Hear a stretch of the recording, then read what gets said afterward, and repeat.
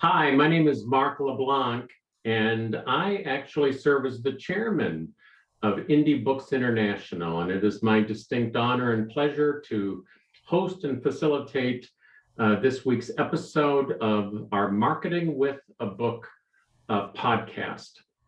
And I'm especially excited today because our guest is Eileen McDargh, a certified speaking professional and a CPAE, which means that she is in the National Speakers Association Hall of Fame, and she's my friend.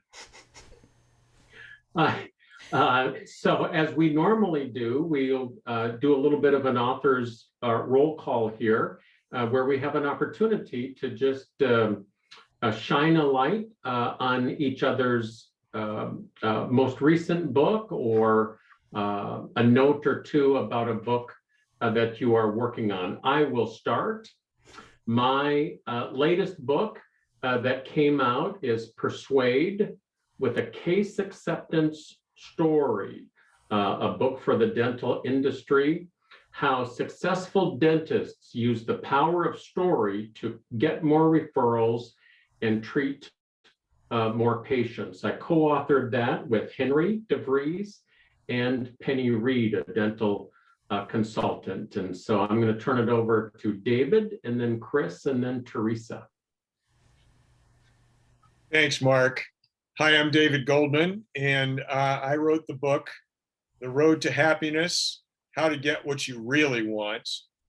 And it's 9 stories about people who hired me to get what they thought they wanted, and along the way, they got what they really wanted. Thank you, David. Chris.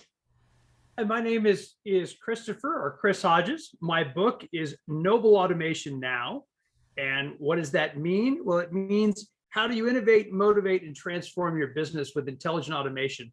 And it's an emphasis on how important people are to the technology. I live in Denver, and Henry is currently editing my final manuscript. So I'm pretty excited. Great, thank you, Chris. Teresa, and then Mason. Hello, I'm Dr. Teresa Ashby, and I wrote a book called Better Implementation Now, 8 Ways Strategies Fail and How to Fix Them. Thank you so much. Thank you, Mason, and then Diane. Sure. Hi, Mason Harris. My book, The Chutzpah Advantage. We all have chutzpah. We all make moves that are bold, audacious, and lead to tremendous results. Purpose of my book is to identify the 8 behaviors and characteristics that enable us to turn that into a pattern and a lifestyle, not an occasional behavior. Thank you. Thank you, Mason. And I just got my book today, or not today, late last week. And so I'm looking forward to you and I having a conversation. That'd be great. Thank you. Diane, and then Dr. Carey. Hello, my name is Diane Ployce. My book in process is Important Questions to Ask Before You Buy a Franchise. Ooh. Thank you, Diane. Hi, everyone. And Dr. Carey. Hi, everyone. I'm Dr. Carey, and my book, which I actually just sent Henry back the first round edits on, is Self-Help on the Go, 99 Easy Life Hacks. Oh, nice. I can hardly wait, Carey, for that book. Thanks, Mark. All right. Well, we just, in short, here at Indie Books International, we're a little bit unique in the publishing world. We want people to sell and move more books. But in all candor, it's less about the book and so much more about what your book will lead to. And that's why we have coined this podcast Marketing with a Book, not necessarily marketing your book. We think while there can be an ROI on your book itself, it's more important that the book become a gateway tool to lead to more keynote speeches, more training assignments, more coaching engagements, more consulting engagements. That's where the real ROI is on the publishing of the book. And so it's not just you should write a book or that you should write your next book. It's more important to Henry and me that you write the right book.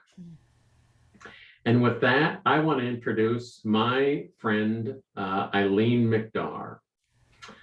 Eileen McDargh has often been referred to as a merchant of hope. Although she has been, she feels that she's been put on earth for comic relief. And oh, she's funny. She's funny. She's an internationally recognized keynote speaker, a master facilitator, an award-winning author with expertise, deep expertise in resiliency and leadership. Her articles have appeared in countless publications, and 2 of her 8 books have been awarded national recognition. Her latest book, Burnout to Breakthrough, Building Resilience to Refuel, Recharge, and to Reclaim What Matters. In 2021, Global Gurus International, get a load of that, global, who knew there was such a group called Global Gurus International? It's a lot of syllables. A British-based provider of resources for leadership, communication, and sales training ranked her 3rd of the world's top 30 communication gurus, following a global survey of 22,000 business professionals. She's a runner, an avid exerciser, and my co-trotter in the annual Turkey Trot in Dana Point, California. And there is a photograph to prove that we did the Turkey Trot together on a Thanksgiving morning. But most important, she is a lover of all things dark chocolate. Eileen, my friend, take it away. Thank you, Mark. It just makes me smile because when we did that turkey trot, it was the first and only time it poured rain on Thanksgiving Day. So Mark and I are running, make that walking in the rain, and we're so cold when we got home. We didn't care about turkey. We didn't care. There's the guest bathroom. Get your shower. I mean, we were just. And in some ways, that's not a bad segue to my book, because when life happens, you take advantage of it. And that's really how this book came to be. I've been speaking on resilience for, oh my goodness, I've lost 12, 13, 14, 15 years. And what's been happening over the last pre-pandemic, so PP, pre-pandemic, not PPE, PP, pre-pandemic, is that when I was asked to speak, resilience was always in the context of burnout. And I have to tell you, when you have 5,000 pharmacists ask for resilience to overcome burnout, and then they stand when the whole thing is over, they're not standing for me. They're standing because they got an idea of something that they could do in a place that seems very undoable. And when that happened, I said, that's it. That's got to be my next book. So this book is actually my 8th book. And that was March. And in May of that year, the World Health Organization declared globally burnout to be an occupational hazard. Now, I will correct the World Health Organization because they left it in the form of organizational hazard. It's a life hazard, because sometimes the organization, the work is what saves you, because what's making you crazy is what's at home. So what I did with this book was I interviewed some amazing people. And so what you find within this book is a series of case studies. And I track the case studies through the different process that I take people through to how do you build resilience so you can refuel, recharge, and reclaim what matters. The final manuscript was due in December of 2019, turned it in, and we all know what happened in March of 2020. When I went back to my editor with my publisher, I said, "Oh my gosh, this is even bigger than I thought, and I need to write a foreword." He said, "No, you can't. It will date the book," which is interesting. So what I have been called to do is to weave in to this notion of burnout and resilience where we find ourselves in this COVID-19 pandemic, because it's still on, world. So which is why I say when this book came out in August of 2020, it was the best of times.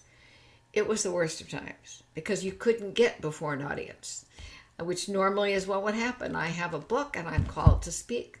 That didn't happen.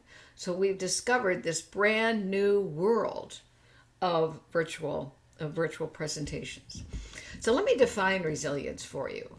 Actually, let me backtrack for a second. I think that when we begin to look at our lives, wherever you find yourself, you need to think about a railroad crossing. And a railroad crossing, what it tells you to do is to stop, look, and listen. And I think that's what we need to do, is to stop. Where the heck am I? Look around. What's going on? And listen. Listen not only with your head, but listen with your heart. And from that, we can begin to say, what is this thing called burnout?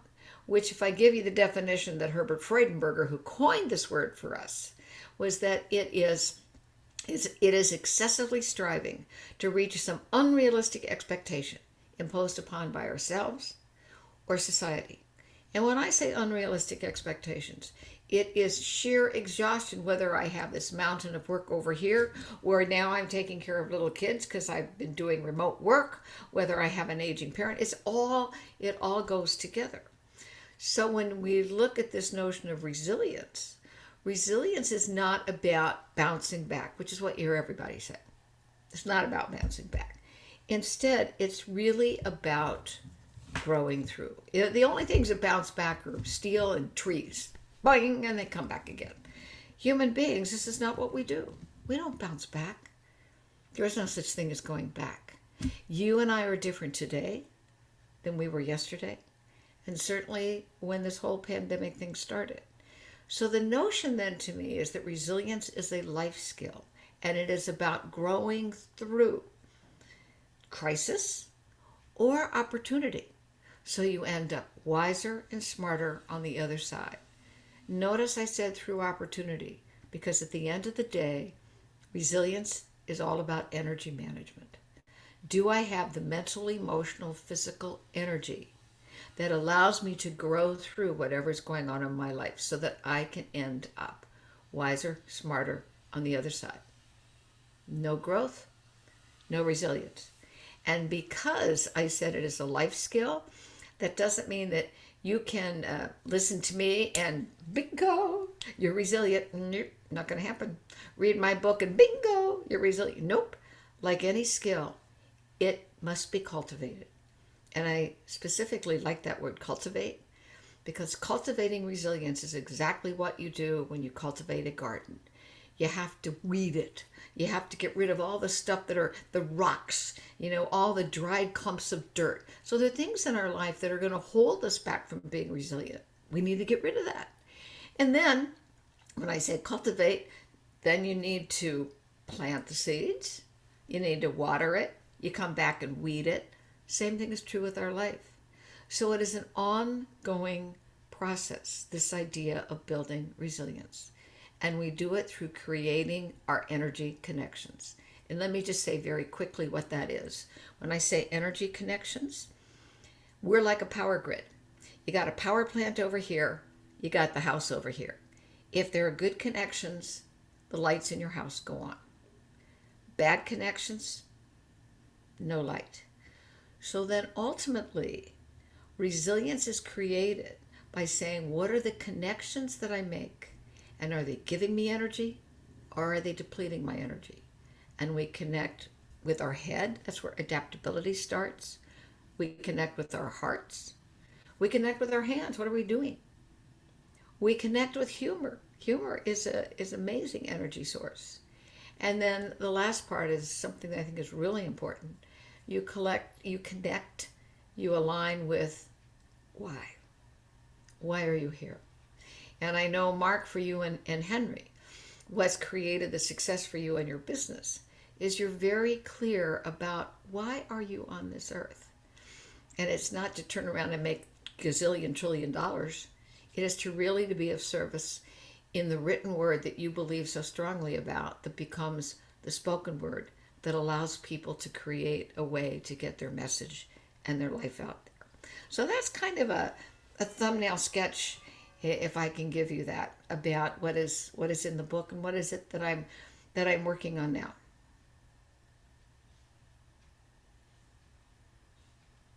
Eileen, how did you get so smart? You're so silly. You're cute though. You're very cute. You know, we go back a ways. Yes. And I remember that my first real experience of you and with you was when I was on your team in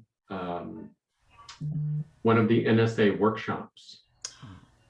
I was the staff coordinator for the workshop that you were chair for. And so I got to see you be a leader in action. But without dating yourself, I want you to go back to where it really all began. Do you remember your first paid speech? And I'm going to ask you, what did you get paid? Oh my God! Wait a minute. Can I have a time machine? Oh my gosh, Mark! My first paid speech. Well, I guess I do have to. Let me backtrack. My very first paid speech came as a result that I had developed some courses for the local college here, because I knew that I could be. I came from the field of education. I can be a teacher, and I sat in one of those continuing education classes and thought I can do better than this. So I created a series of programs. The first one was how to write a business plan. I was asked to do that. Say, okay, how to write a business plan. And I thought, well, communication at the home and the hearth. I'll do that. And how about the art of persuasion? The Steel Service Center Institute out of Cleveland, Ohio, got a copy of that course catalog from a meeting planner at a Marriott. The meeting planner called me and said, now this is early on. I mean, really early on. My husband and I had just gotten married. Between us, we probably had 5 sets. And she said, my client wants to know, would you come to the desert and deliver the art of persuasion? Oh, why yes. What do you charge? When you speak at the community college, you don't get charged. I went, $750. She said, I'll call you back. A couple of days later, she calls back. They said, that's fine. Oh my God, $750, and it's going to be like an hour, and oh, geez, thank you, God, very much. And I had enough sense to know, Mark, that I needed to talk to the executive director of the Steel Service Center Institute. In my conversation with this guy, he said, give me the background. Why do you want this? Blah blah blah. He said, and we'll mail you your check for $1,500. Oh, $750. What do you mean $750? Deposit. And I called back the meeting planner at the Marriott, and I said, what's the story? She said, we always mark up outside vendors. 100%? Well, Mark, I learned 2 lessons. Number 1, no one is ever going to say what I am worth other than me. But the second lesson, oh my God, they were willing to pay $1,500 for an hour. Woo! And then I came back a couple times for them. They gave my name to the Copper and Brass Institute, to the blah, blah, blah. And one of a dear friend said, you need to come to the National Speakers Association. I said, what's that? She said, Eileen, this is a business. Get out of here. It is a business. And that's really was my first paid engagement. Eileen, did you, I'm assuming that your first of 8 books then came shortly after that, or within a year or 2 or 3? What was your first book? My first book is titled Work for a Living and Still Be Free to Live. And at the time, as far as we can figure out, it is the first book that ever really looked at this notion of work-life, quote, balance, along with authentic work. I was ahead of my time. It was through Prentice Hall. I got the title by sitting in a seminar that a colleague asked me to sit in, and we were supposed to cut things out of a magazine. And I'd been collecting stories of people who were making choices in their life. It's kind of like, I think, Mason, you were the one that said you help people figure out, get what they want, right? She said, they head one way, but you're going to take them someplace else. Well, that's what I was finding, where people were making choices. And I cut out the words work for a living and still be free to live were in an ad. Don't tell me what. And one of the people sitting in my group said, hey, that sounds like a good title. I said, I know. It's the book I'm going to write. Out of the clear blue sky. And that was it. What came out in 1984 was that book. It did terrible because at the time it was coming off the press. Prentice Hall was bought by Simon & Schuster, and they closed the division my book was through and fired everybody. So it was the moral equivalent of being pregnant and they blew up the hospital and shoot the doctors. And you got to find your baby in there somewhere. But that was the first book. And I actually wrote it as much for me because I was learning, how do I work for a living and still be free to live? I'm going to ask you a question I don't think we've ever asked on this podcast before. And that is, what was your confidence level as a writer? What I find is that just because you're a good speaker doesn't mean you're going to be a good writer. Just because you're a good writer doesn't mean you're going to be a good consultant. Where was your confidence as a writer? How was it in the early days? I come from a literary family. One of my earliest memories is I have a twin brother, and our sister is 3 years younger than we are. And I can remember sitting on either side of Mom, pregnant tummy with Susan, reading Saggy Baggy Elephant. We grew up reading, but we also grew up writing. And I've always written. I never had a problem when I was in school. English was always my favorite subject. So it never occurred to me, Mark, that I couldn't write. I was in the journalism class in high school. And so I didn't know quite how to do a book, but I figured I would figure it out. And I didn't have anybody to help me, but I've read so much, I thought, well, I can do this. I don't know if that answers your question. Oh, it answers my question perfectly. And since you mentioned her, I'd like to just stop for a moment and pay respect to your mother, whom I knew. And I'd love for you to just take a moment and tell us about her. Now you're going to make me cry when you do this, Mark, because I miss her a lot.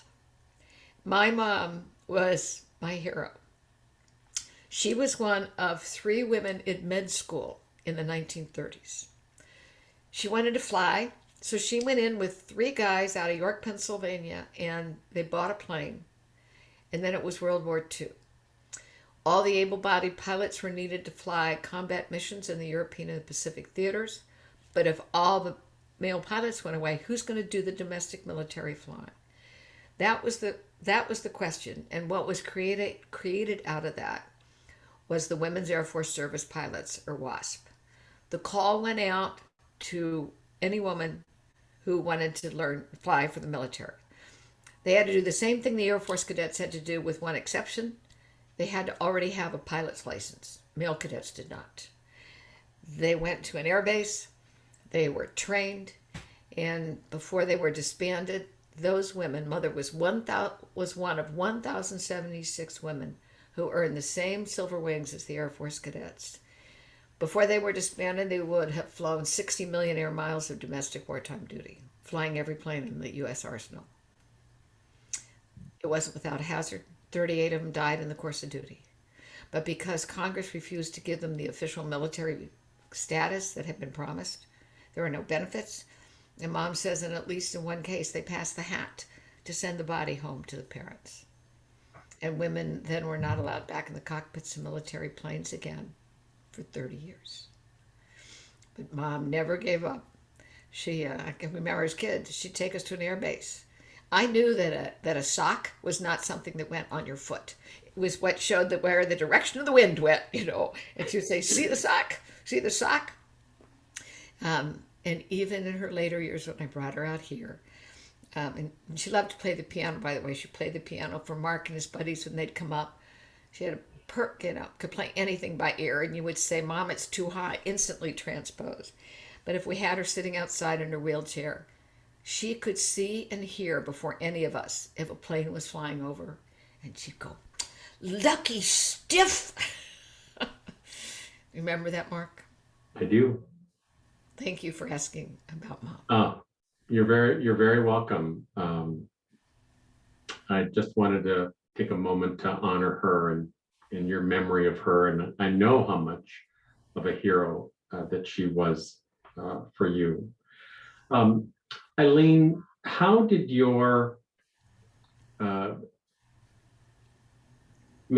seem to maybe be, I know why you're a global guru. You seem to be the one person maybe in the world that should benefit by a pandemic and everything that has gone on. Would you be willing to just share a bit about your business and how you made it through the pandemic? And I know that we're still going through it because I know that you shifted gears very quickly and you did a lot of what I call showcase type work to be of good service. Would you share with us a little bit about that? Yes. Now, let me give the backstory before we got to the pandemic. And it really does have to do with Mom. I cared for Mom for the last 6 years of her life. I had her 2 miles up the road from me. She went through assisted living, skilled nursing, memory care. She had 3 broken hips, broken leg, pulmonary embolism, and finally a stroke that took out the entire left side, and then dementia. My business, Mark, and all of you just went, and it was fine. I would not take any work unless I knew my sister up in Los Angeles could drive down to take my place, and I never would have gone offshore. Well, when you have that 6 years of down, it's really difficult to get back. And for me, Mark, it's been a struggle. And I think this book helps. The one that preceded this is Your Resiliency GPS, which is your growth potential strategy. They've all helped, but I must say those 6 years of staying really out of the marketplace, I never marketed. I just took whatever came in the door. I wouldn't do it any differently, but your business will take a huge hit, and mine did. So what I've discovered, and going through the pandemic, first off, all of a sudden God and everybody is talking about resiliency. They never did it before. They say, I'm a resiliency expert. And there's some great people that are out there, doing that, who have stayed visible in this time. So I would love to tell you that I've got so much work I can't even see straight. That's not so. It's, this book, I do a blog, I do an e-zine, I do things like this, the podcast, the video cast. I did a program today for a company that crafts musical tours for student groups. And so what the position that I've taken is, if it matches what I care about, which is healthcare, women, and teachers, then if they don't have the money, we can figure it out. It all works. It'll all come back. It really will. So today I had this one tour group that came because of work that I did for, it was called Destination Management Partners, which was 2 weeks after the pandemic. And they said, will you talk? We have all these associates that run destination management around the globe and freaking out. I did 22 minutes for them. We had 700 people on the call. Mm. And when it was over and they sent out a survey, Mark, 250 people answered that survey. 250 out of 700? I mean, we know the odds when you do a survey. If you got 10%, you're going, yeah, that's good. And they said I needed that. So for me, it's been as much of how can I add value and assistance, whoever needs it where we are. And it is paying off. This October, I will, and I don't know if I'm the only person who've ever gotten this, but I am speaking for the top of the table for the $1 Million Roundtable. And the $1 Million Roundtable has been around for decades. These are high leverage investment advisors. Well, the top of the table is the top of the top. And when I had my virtual call with the meeting planner and the committee head, they ended up saying, we want you to open it and we want you to close it. Wow. I'm a bookend. Well, they made a great choice. Thank you. It's a challenge. For those of you who are listening who speak, and remember, this is like the middle of October when I'm going to do this. I had to have a script and the slide deck to them by July 7th. I can make no changes after August 1st. That's real. And I said, why? And it's because it's global and their interpreters have to have it. So for the first time ever, I'm going to have to pretty much memorize a script, which is not something I do. But that's all right. Eileen, we're not done yet, but I guess I just want to stop and just take a moment to thank you for the good work that you are called and compelled to do. And you are a shining example and role model for how many of us would like to show up and be in the world. You mentioned that you blog, and you mentioned that you have a newsletter or an e-zine. Is it possible for, and I don't mean to put you on the spot, but do you have anything for our viewers today? We want gifts. I do. I have a Ginsu knife. It chops, it does it. No, I don't have that. I couldn't resist that. No, if you will go to my website, and they'll give you the link. I think Suzanne's got the link for you. Just sign up for my e-zine. It comes out once a month. It is very short. It is very targeted. And when you do that, you will get an excerpt from my book. Plus, you will get the entire ebook of Talk Ain't Cheap, It's Priceless, Connecting in a Disconnected World. So you get a couple of things. That's my gift.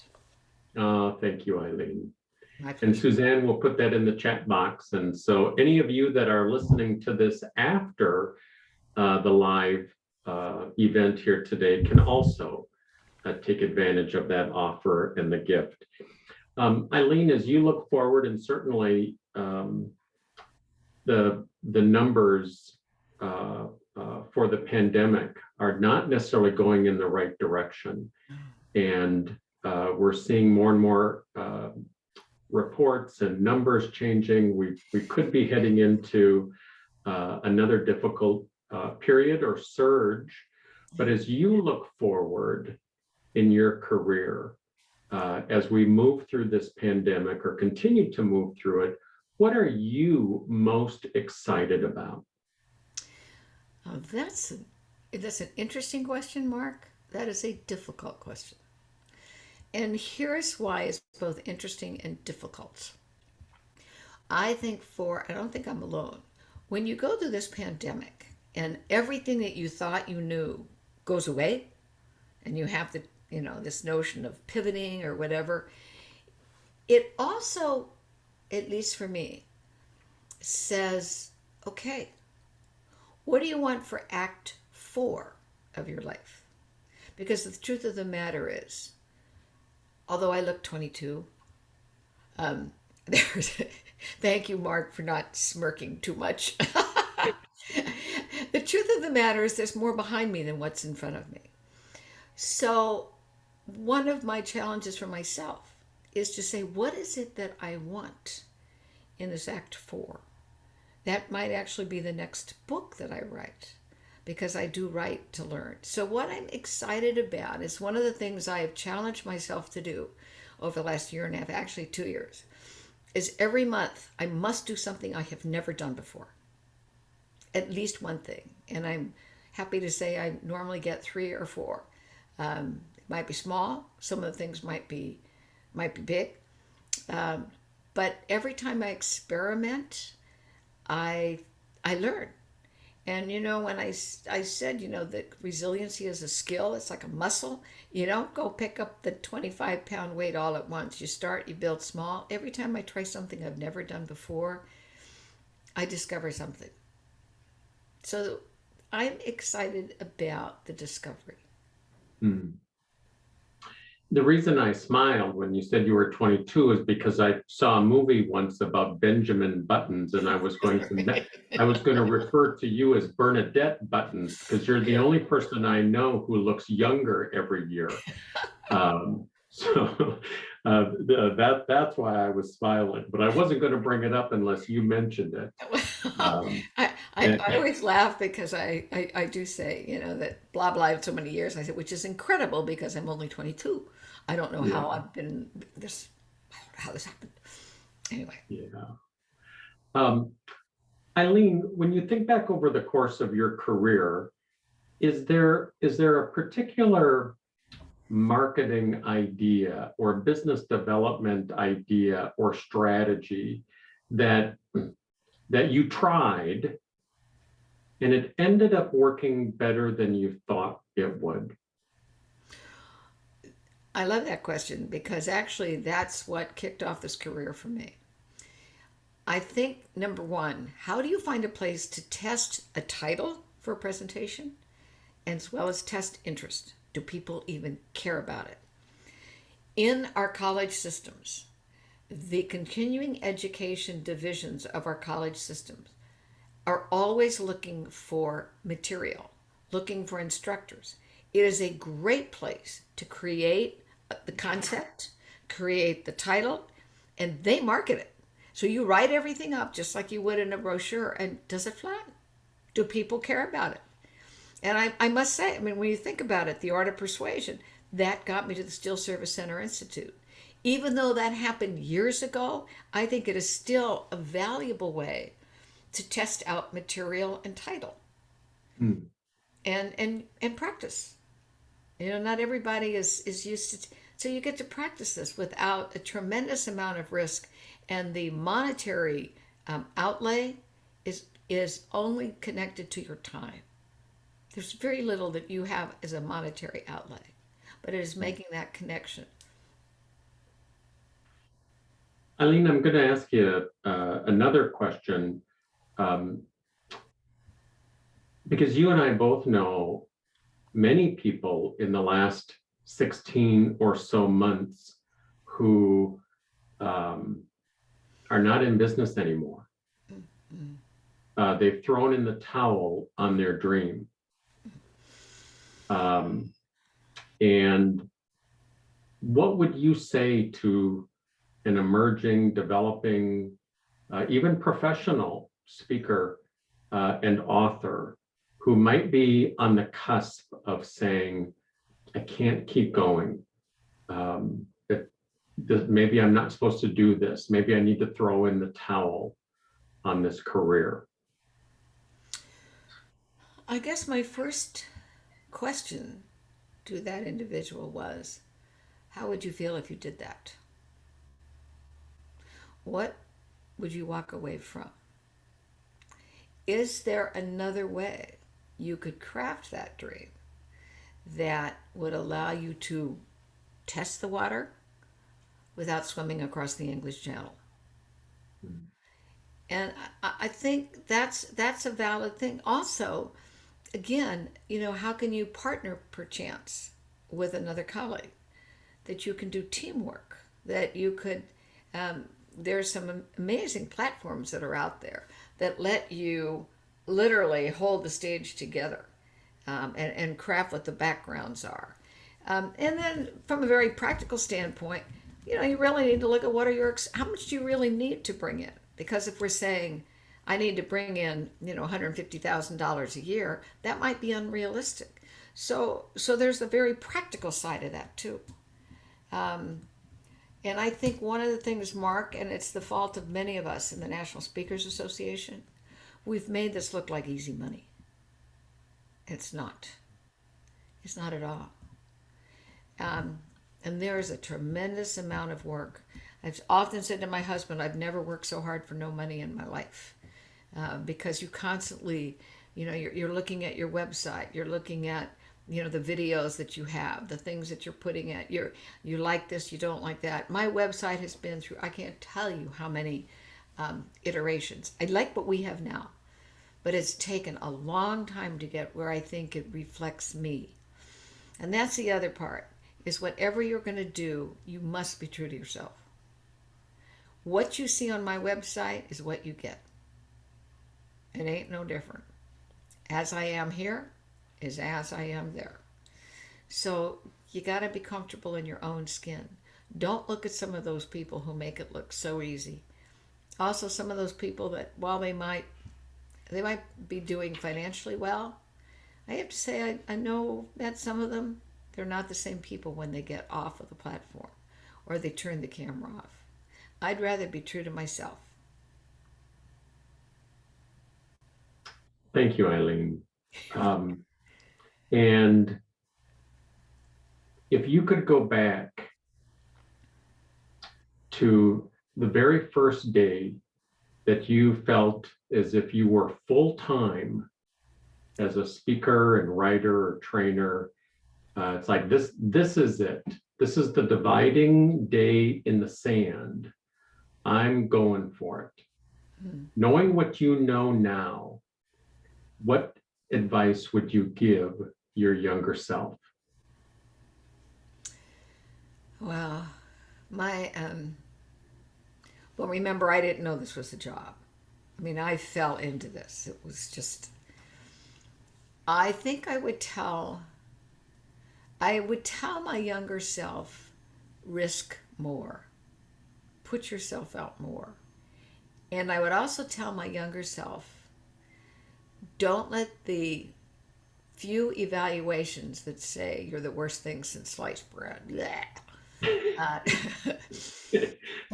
don't let that discourage you, because it's really easy. And it took me a long time, Mark, to be able to realize that there might be 3 people who hated everything that I did, but there were 303 who got something out of it.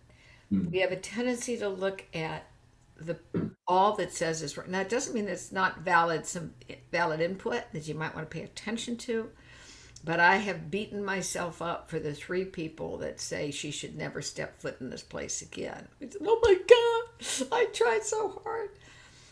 The other thing I think, as a way of encouragement, is relish what the people that come up to you, when we ever get to see each other in real life, and say to you.